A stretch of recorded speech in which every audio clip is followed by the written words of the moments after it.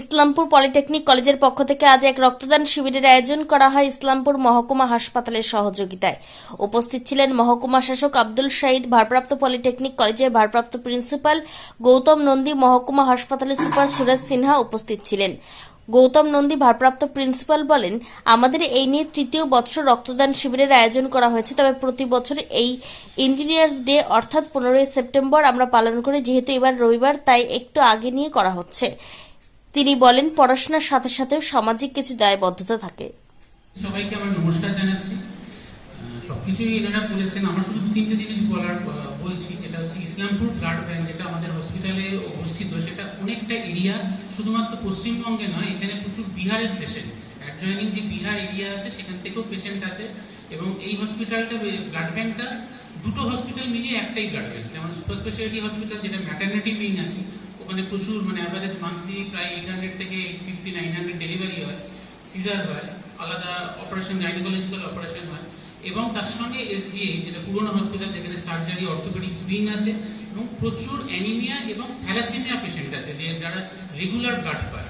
কিন্তু সেই তুলনায় ডোনারের সংখ্যা খুবই কম, এবং ক্যাম্প করেও আমরা আগে তুলতে পারছিলাম না, যে জন্য আমরা এসডিও সাহেবের হেল্প নিয়ে এবং আমরা বসে একটা ক্যালেন্ডার বানিয়েছি, যেখানে প্রত্যেক সপ্তাহে 2 থেকে 3টে ক্যাম্প কোনো না কোনো অর্গানাইজেশন বা ইনস্টিটিউশনকে করা হয়েছে। এখানে বলা হলো যে আজকের যে ক্যাম্পটা, সেই ক্যাম্পটা কিন্তু এই রস্টারের বাইরে একটা এক্সট্রা ক্যাম্প, যেটা আপনারা বললেন বা শুনলাম, যেটা ইঞ্জিনিয়ার্স ডে উপলক্ষে হচ্ছে, সেটা আমাদের একটা অতিরিক্ত পাওনা। এবং তাছাড়া এখানে যারা স্টুডেন্টরা আছে, তারা যদি আজকে ডোনার হিসাবে আজকে আশা করি যে অনেকে এদের মধ্যে থাকে যারা প্রথম ডোনার, হয়তো আজকে তারা প্রথম ব্লাড দেবে আজকে। এবং এরা যদি এইটাকে কন্টিনিউ করে সারা জীবন, যে আমরা জানি যে মিনিমাম বছরে 3 থেকে 4 বার ছেলেরা ব্লাড দিতে পারে, অ্যাটলিস্ট একটা 3 মান্থস ইন্টারভালে, যদি সে কোনো রকম অসুস্থতা না থাকে বা কোনো মেডিকেশন না পায়, তাহলে এই জিনিসটা যদি হয়, আমাদের আগামী প্রজন্মে বেশ কিছু ডোনার তৈরি হবে, যারা হয়তো এরা যেখানেই থাকুক না কেন সেই পপুলেশনকে তারা হেল্প করবে। তা এইরকম ক্যাম্পে আমি আরো চাইছি এরকম হোক। ধন্যবাদ। Thank you. টেকনিক হওয়ার পর আপনি হায়ার স্টাডিজ করুন, এরকম ভালো করে ডিসিপ্লিন মেনটেন করুন, so that you will be मतलब अपनी जीवन আপনার যে লাইফে এগিয়ে চলে যান। Thank you very much. প্রথমেই আমি ধন্যবাদ জানাই ইসলামপুরের মহকুমা শাসককে, এবং আমাদের এই পলিটেকনিকেরই সাথে উনি অন্যভাবেও জড়িত, সেটা হচ্ছে উনি আমাদের গভর্নিং বডি চেয়ারম্যান। আমরা অভ্যর্থনা জানাই আমাদের এখানে এই আজকের এই অনুষ্ঠানে, বিশেষ অনুষ্ঠানে। আমাদের এসডিও সাহেব বললেন যে আমাদের মূল লক্ষ্যটা কি, বা আমাদের ছাত্রদের কাছে যেই ধারণাটা তুলে ধরলেন, আমার মনে হয় আগামী দিনে এটা খুবই জরুরি। এবং এর পড়াশুনোর সাথে সাথে যে সামাজিক দায়িত্বটা আমাদের পালন করতে হবে, তারই ফলস্বরূপ আজকের এই ব্লাড ডোনেশন ক্যাম্প। আমরা এই 3 বছর হলো এই ব্লাড ডোনেশন ক্যাম্পটা চালু করেছি, এবং একটা বিশেষ উদ্দেশ্য নিয়ে। এটা হচ্ছে on the eve of engineers day.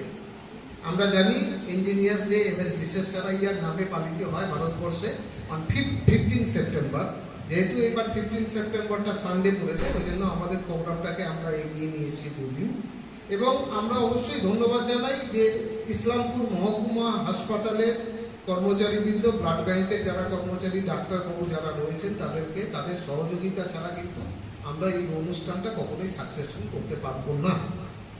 আমরা চেষ্টা করছি যে আমাদের এসডিও সাহেব যে বিষয়গুলো বললেন, যেই ধারণাগুলো আমাদের সাথে দিলেন, আমাদের ছাত্রছাত্রীরা পড়াশুনোর সাথে সাথে আগামী দিনে নিজেদের ফিউচারটা কীভাবে করবে, এবং তার সাথে সাথে যে সামাজিক দায়িত্বটার কথা উনিও বলেছেন, আমরা সেটাই সবাইকে মনে করে দিতে চাই। আমরা সমস্ত ক্ষেত্রে এই বিষয়টা ছাত্রদের সামনে উপস্থাপিত করে থাকি যে পড়াশুনোর সাথে সাথে, দেশ গড়ার সাথে সাথে আমাদের কিন্তু সেই দায়িত্বটুকু পালন করতে হবে। কারণ একটা বিষয়কে সবসময় ইঞ্জিনিয়ার্সরা যে ডিফারেন্ট, এই জায়গাটাকে তৈরি করতে হবে। অবশ্যই সমাজের প্রত্যেকটা মানুষের তার যে কাজ করে, প্রত্যেকটা কাজেরই কিন্তু একটা না একটা দিক রয়েছে, তার সেই কাজটাকে সম্মান করতে হবে। আমাদের শিখতে হবে ছোটবেলার থেকে, যেই মানুষটা মাঠে কাজ করছে, যে মানুষটা কলকারখানায় কাজ করছে, শ্রমিক যারা বা মেহনতি মানুষ যারা, তাদেরকে সেই প্রপার সম্মানটাকে দিয়ে আমাদের কিন্তু নিজেদের ধারণাটাকে এগিয়ে নিয়ে যেতে হবে, সর্বোপরি আমাদের দেশকে এগিয়ে নিয়ে যেতে হবে।